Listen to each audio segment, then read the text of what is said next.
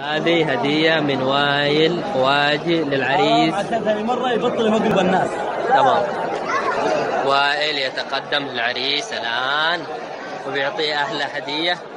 شوف شوف أحلى هدية، أحلى هدية من وائل للعريس مازن.